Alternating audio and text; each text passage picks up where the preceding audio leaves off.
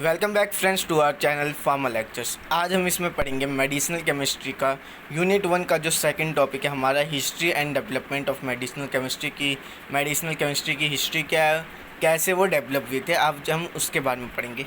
तो पहले हम इसमें आते हैं हमारा जब ये आपकी हिस्ट्री किसी भी साइंस के फील्ड की वो तभी आ सकती है जब आपके पास उसका आइडिया हो, उस चीज़ को डिस्कवर करने के लिए कुछ आइडिया हो, वो नॉलेज हो और अवेलेबल टूल्स हो। मतलब अगर आपको कुछ भी वो करना है तो आपके पास टूल्स होने चाहिए, वो तभी आप इनोवेट कर सकते हैं या डिस्कवर कर सकते हैं।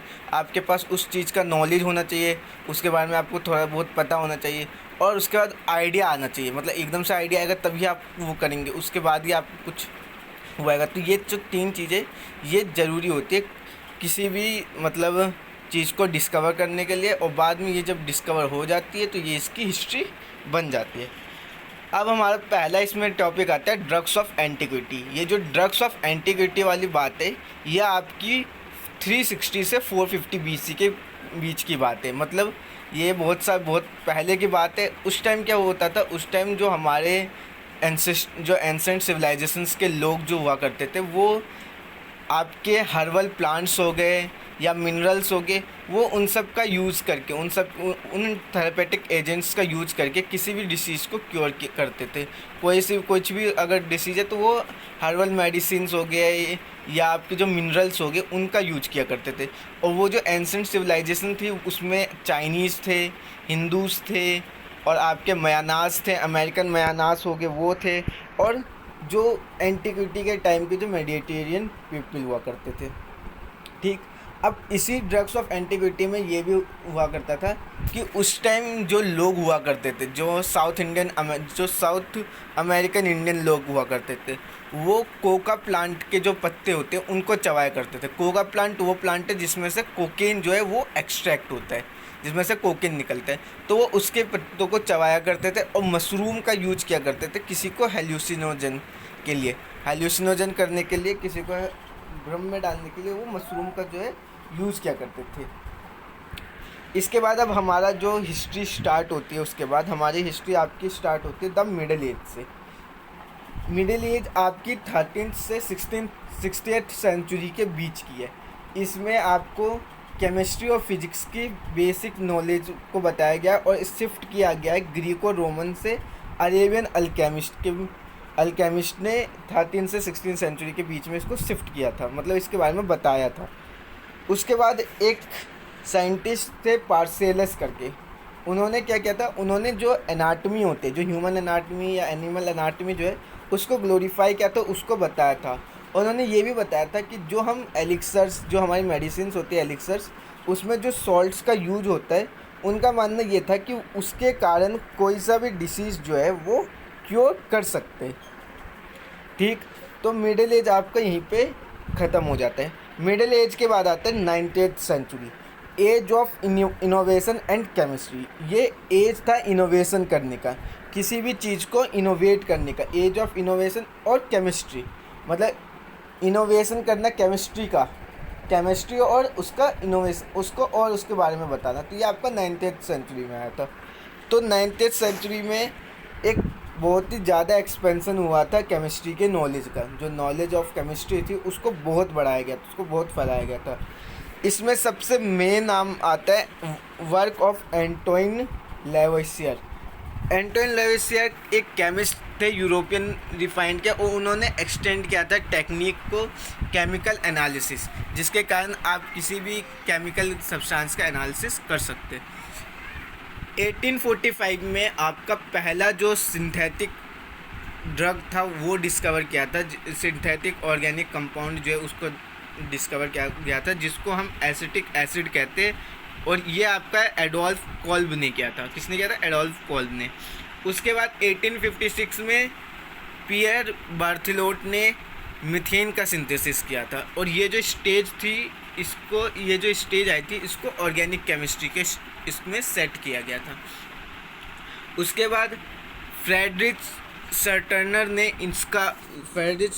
ने आइसोलेट किया था मॉर्फाइन का 1803 में, और ऐसे ही आइसोलेशन हुआ था एमेटाइन का, किसमें से? IP क्वाना में से और ये क्या था आपका पियर जोसेफ पेल ने 1816 में।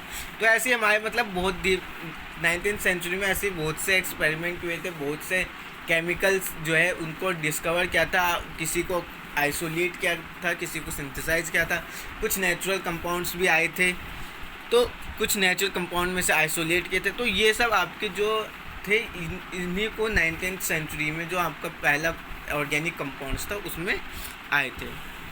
उसके बाद जैसे जैसे प्योरीफाई करना सीखे 1820 में प्योरीफिकेशन आ गया। इसमें आपने कैफीन का, क्विनीन का, कोलिकाइन का, इन सब का प्योरीफिकेशन किया और कंट्रीब्यूट किया कि इंक्रीज़ कर रहे हमने मतलब जो यूज ऑफ प्योर सब्सटेंस का था एज थेरेपेटिक एजेंट में, मतलब जो हमारा प्योर सब्सटेंस होता है उसका हमने यूज़ बहुत बढ़ा दिया था, इंक्रीज़ कर दिया था, वास्टली इंक्रीज़ किया था 1820 में, जब हमने प्योरीफिकेशन जो है स्टार्ट की थी कैफीन की, क्विनीन की, इन सब की जब हमने जो प्योरीफिकेशन है स्टार्ट की थी।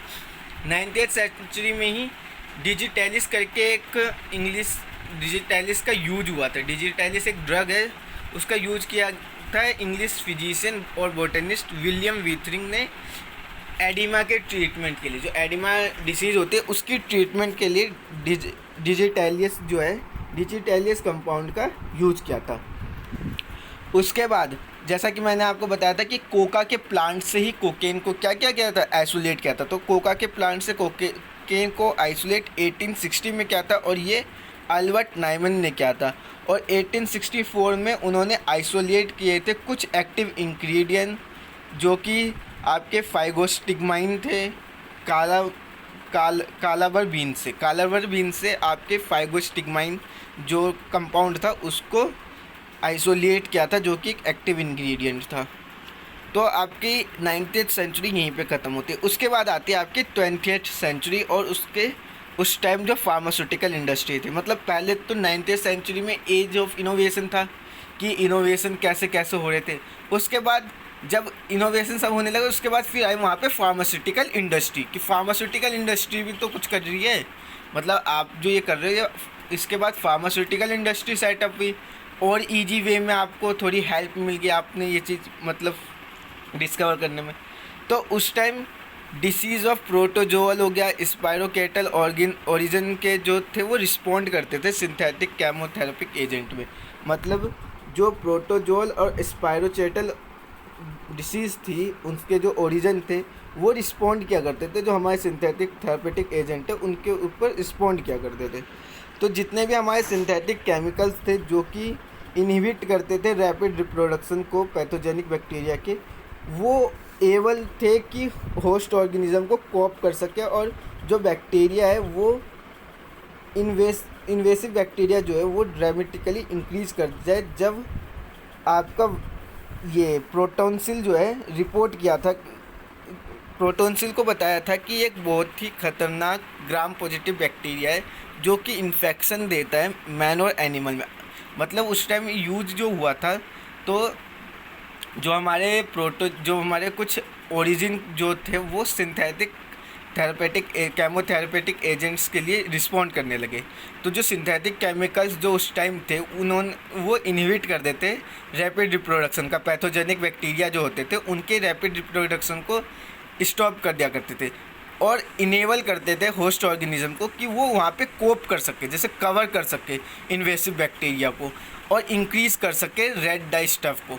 इसमें एक कंपाउंड था प्रोटोनसिल, मतलब ये ऑर्गेनिक एक ड्रग था प्रोटोनसिल जिसको डिस्कवर किया था। उसमें बताया था कि ये एक डेंजरस ग्राम पॉजिटिव बैक्टीरिया है जो कि इन्फेक्ट करता है किसको, मैन और एनिमल को। उसके बाद वुड और फिल्डेस ने 1940 में ये ऑब्जर्व किया जो बैक्टीरियोस्टैटिक एक्शन होती है सल्फोनामाइड की, उस ड्रग की वो एंटागोनाइज्ड होती है पारा अमीनो बेंजोइक एसिड की तरह, जो कि एक अर्ली एग्जाम्पल था जो बैलेंस करता था आपके स्टिमुलेटरी और इनहिबिटरी प्रॉपर्टीज़ को, और इसके जो स्ट्रक्चरल एनालॉजीज थे वो डेवलप हुए थे केमिकल से। उसका 1929 में पेनिसिलिन का डिस्कवर हुआ था। अलेक्जेंडर फ्लेमिंग ने जो है पेनिसिलिन का डिस्कवर किया था जिसका यूज वर्ल्ड वार 2 में भी हुआ था और उसके लिए इनको नोबेल प्राइज़ से सम्मानित किया गया था। तो हमारी जो 20th सेंचुरी है उसकी वो यहीं पे फिनिश होती है। इसके बाद आता है आपका development leading to various medicinal classes of drugs. मतलब जो डेवलपमेंट हो रही थी मेडिसिनल केमिस्ट्री में, उसमें भी बहुत से क्लासेस ऑफ ड्रग्स थे, बहुत तरह के ड्रग्स की डेवलपमेंट हुई थी।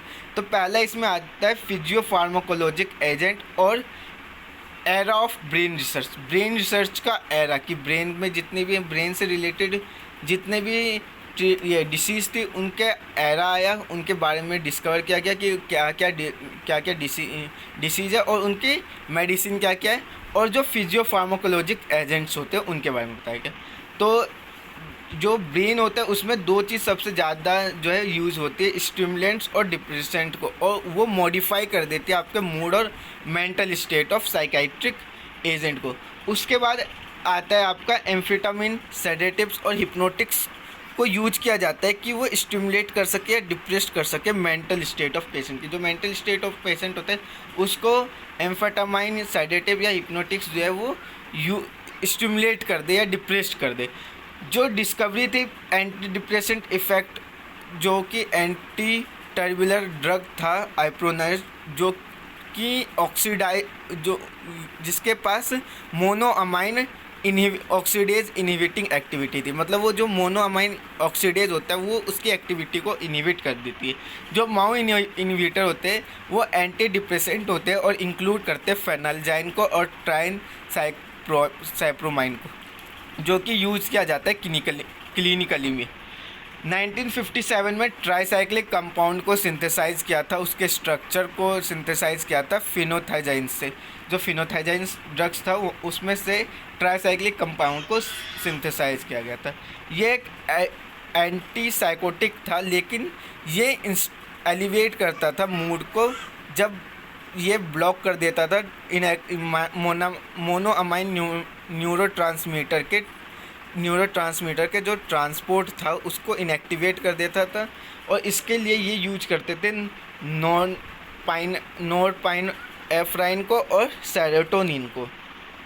उसके बाद एंटी एंजाइटी एजेंट्स आए, जिसमें आपके बेंजोडाइजेपिन और डाइजापन और कार्बामेट और मैप्रोबिम्ट जो है वो ड्रग्स इंक्लूड हुए थे। यहाँ पे उनके डायग्राम में, इसको आप चाहे तो याद कर सकते हैं, ड्रॉ करने की एक बार कोशिश कर ले कि एग्जाम में अगर दिखाना हो तो और बढ़िया से आप दिखा सकते हो।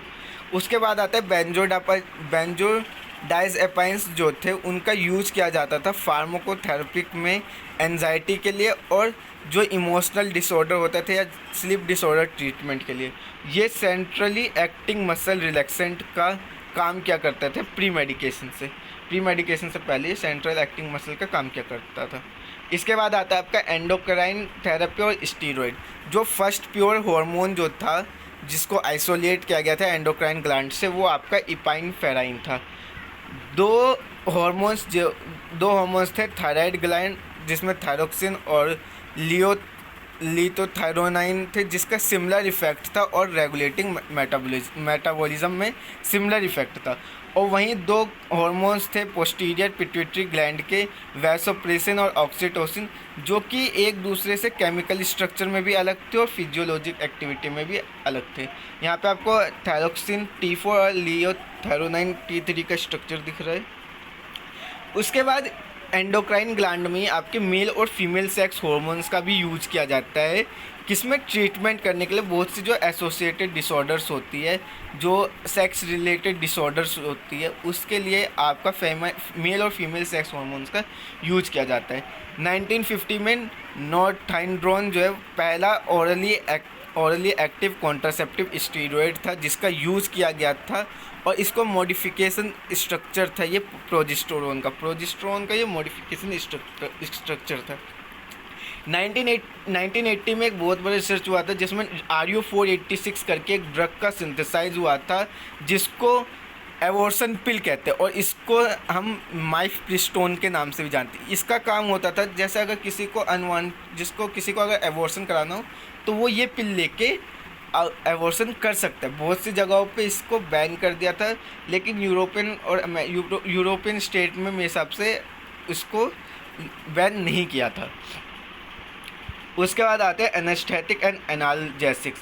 एनेस्थेटिक एनाल्जेसिक्स क्या थे? ये जो पहला यूज जो था सिंथेटिक ऑर्गेनिक केमिकल्स का, नाइट्रस ऑक्साइड, ईथर और क्लोरोफॉर्म था, जिसको इंट्रोड्यूस किया था एनेस्थीसिया में 1840 में। 1840 में एनेस्थीसिया को इंक्लूड किया था। एनेस्थीसिया में मतलब जो वो चीज़ जो हमारे मतलब हमें अनकॉन्शियस कर दे, जो जैसे क्लोरोफॉर्म हो गया, ईथर हो गया, नाइट्रस ऑक्साइड हो गया। उसके बाद मॉर्फिन को पहले आइसोलेट किया था प्योर क्रिस्टलाइन फॉर्म से। ओपियम से मॉर्फाइन को क्या किया था? आइसोलेट किया गया था। जो केमिस्ट्री होती थी मॉर्फिन की और दूसरे ओपियम एल्कोलाइड्स की, वो ऑब्टेन होती है आपकी पेपरवर्ड सेमनीफेरेन से। और जो इसका कैरेक्टराइजेशन और क्लासिफिकेशन होते हैं वो 3 डिफरेंट टाइप्स के होते हैं ओपोइड रिसेप्टर्स के, वो म्यू, कापा और डेल्टा के होते हैं। इसके बाद इसमें एंटी कैंसर एजेंट्स भी आते हैं, जो कि मतलब एंटी कैंसर एजेंट्स का डिस्कवर हुआ था कि जो हमारे कैंसरस सेल्स है उनको ब्लॉक कर दे, उनको किल कर दे। और आपका इसमें एंटी कन्वल्सेंट और ये हार्ट रिलेटेड जो डिसीज़ थी उनके लिए भी आता है, जिसमें आपको ये CHF हो गया और मायोसीमिया हो गया, इन सब के लिए भी मतलब डेवलपमेंट हुई थी। इन सब की जो ड्रग्स है उनकी भी डिसीज़ हुई थी। तो हमारा आज का टॉपिक यहीं पे ख़त्म होता है, मेडिसिनल केमिस्ट्री की हिस्ट्री और उसकी डेवलपमेंट। मैं इसमें अगर और भी नोट्स ऐड करके आपको प्रोवाइड कर दूंगा, और आपको इस नोट्स की लिंक जो है PDF फॉर्म में हमारे चैनल के इसमें डिस्क्रिप्शन में मिल जाएगी।